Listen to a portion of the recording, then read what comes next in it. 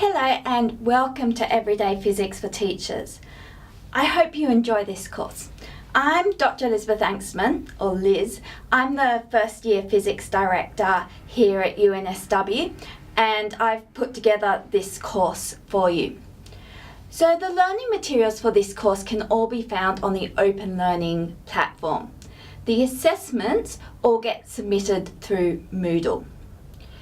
Taking this course in summer, please be aware that it is a very intensive course because all the work is compressed down from 10 weeks into 5 weeks. So you need to set aside at least 16 hours a week to interact with the materials and learn from them for this course.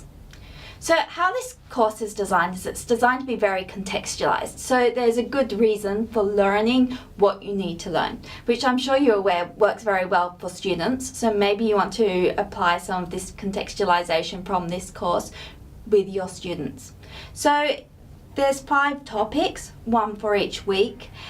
In these topics, you've got short lecture videos, mainly followed by a little activity to check that you've got the important points. At the end of each topic, there's a set of tutorial problems. So it's really important that you try these tutorial problems because you're going to have a final exam at the end of the course, and these tutorial problems will make sure that you can solve the exam type questions. If you get stuck on the tutorial problems, you do have videoed solutions to show you how to do them, but it's a really good idea to try the tutorial problems first. Okay, so that brings us to the assessment for this course.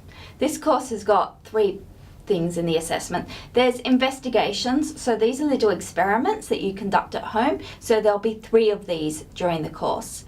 There is also a final report. So in this one, you need to come up with your own experiment about something, an object or a phenomenon from the everyday world which is interesting to you and you think would be interesting to your students. And the final part of the assessment is the final exam. So we're using the Open Learning Forum for this course because it makes it very easy for you to ask questions and for me or your peers to answer them. So at the bottom of every page there's a discussion forum. If you've got any queries about anything to do with the physics in the course, you can post them up there and I'll get back to you quickly. Now, do be aware that physics does require maths. So in this course, there's no calculus. There is in the future courses, 9120, 9130, and 9140. But there is trigonometry, there's logarithms, and you also need to be able to deal with straight line graphs. So if at some point you don't understand the maths and you want me to point you towards some resources, and just ask about that at the bottom of the forums. It may be a good idea to get friendly with some of the teachers in your maths department and borrow some high school maths textbooks if you're a little bit rusty on the maths. Okay, so I think that's all the important points that I need to cover here. Let's get a start on learning some physics.